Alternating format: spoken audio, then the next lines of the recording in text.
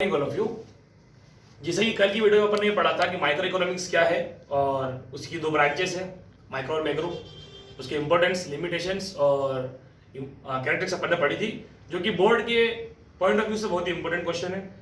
उसके नेक्स्ट जो क्वेश्चन आता है वो ये आता है, production possibility curve, production possibility pointer या फिर ट्रांसफर कर्व या फिर प्रोडक्शन पॉसिबिलिटी लाइन। चारों क्वेश्चन पूछे जाएंगे। वो चारों क्वेश्चन का मतलब एक ही बात होती है, बोर्ड में अलग अलग तरीके से अलग अलग पैटर्न इस क्वेश्चन को पूछा जाता है। अब प्रोडक्शन पॉसिबिलिटी कर्व है क्या, सबसे पहले तो अपन ये जानेंगे, इसका शॉर्ट फॉर्म है पीपीसी। पीपीसी का मतलब ये होता है कि कोई भी इंडस्ट्री या कोई भी मैनेजर जो होता है वो ये सोचता है, आज मान लो कोई एक शर्ट की फैक्ट्री है, उसके पास 100 मीटर कपड़ा है।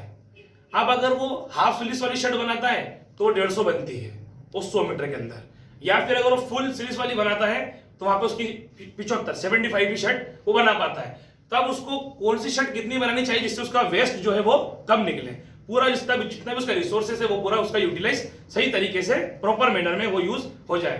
तो बस इसी चीज को पॉसिबिलिटी कर्व, इसी एनालिसिस को पॉसिबिलिटी कर्व या पीपीसी बोला जाता है। देखिए, अपने पास अगर अपन ए कमोडिटी बनाते हैं तो जब अगर ए बनाते हैं तो एक्स में अपन कुछ नहीं बना रहे और टोटल कितनी बन रही है वाई में 10 कमोडिटी, मतलब ये 10 बनाएंगे तो जो 100 मीटर मानते हैं अपन तो पूरा यूटिलाइज यहाँ पे हो जाएगा। सेकेंड, अगर अपन जब बी बनाते हैं उसमें क्या कर रहे हैं अपन, जैसे मान लो ये शर्ट हाफ स्लीव्स वाला था और ये फुल स्लीव्स वाला था, ठीक है। अब यहाँ पे जब हाफ स्लीव्स वाला बना रहे हैं, अगर एक बना रहे हैं तो यहाँ से कितने कम हो रहे हैं, फिर 2 कम हो रहे हैं। ऐसे ही यहाँ पे अगर नेक्स्ट स्टेप पे आते हैं, अगर यहाँ पे 2 बनाते हैं अपन तो यहाँ पे फिर कितना कम हो रहा है, वापस 2 या 6 हो रहा है। अगर और देखा जाए जैसे जैसे यहाँ बढ़ेगा वैसे वैसे यहाँ पे कम होगा। 3 बना रहे हैं तो यहाँ 4 ही रह गए, और अगर यहाँ 4 बनाते तो यहाँ पे 2 ही रह जाएंगे लास्ट में। जैसे कि अपन डायग्राम के हिसाब से समझते हैं, जब अपन ने 10 बनाया था तो यहाँ पे 0 ही था वो। जैसे अपन ने यहाँ पे एक बढ़ा दिया तो यहाँ पे 2 कम हो जाएंगे, 8 ही रह जाएंगे। इसी प्रकार यहाँ पे अगर 2 हो जाता है तो यहाँ पे 6 हो जाएगा वो। यहाँ पे 3 बनाने जाएंगे तो यहाँ 4 ही हो जाएगा, और यहाँ 4 बनाने जाएंगे तो 2 ही रह जाएगा। अब ऐसा कब होता है, इसकी क्या क्या अजम्पशन अपन लेके चलते हैं। तो पहला अजम्पशन है कि स्टेज ऑफ फुल एम्प्लॉयमेंट। ये अजम्पशन कब काम करेगा कि जितनी सफिशिएंट हमको लेबर चाहिए थी उतनी हमारे पास है, तब जाके ये काम करेगा।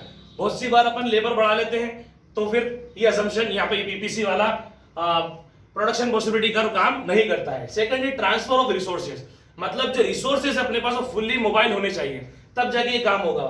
बाय चांस हम ये जो काम कर रहे थे बाय टेक्नोलॉजी यूज करके काम कर रहे थे और बाय चांस अपने पास टेक्नोलॉजी अवेलेबल ही नहीं है, तब जाके अजम्पशन यहाँ पे फेल हो जाता है। थर्ड है, supply of resources is fixed. अब उस टाइम की जो सप्लाई है रिसोर्सेज की वो फिक्स्ड रहेगी, कोई अनचेंज नहीं होगा वो। अगर वो चेंज हो जाता है तो यहाँ पे फिर अजम्पशन फेल हो जाता है।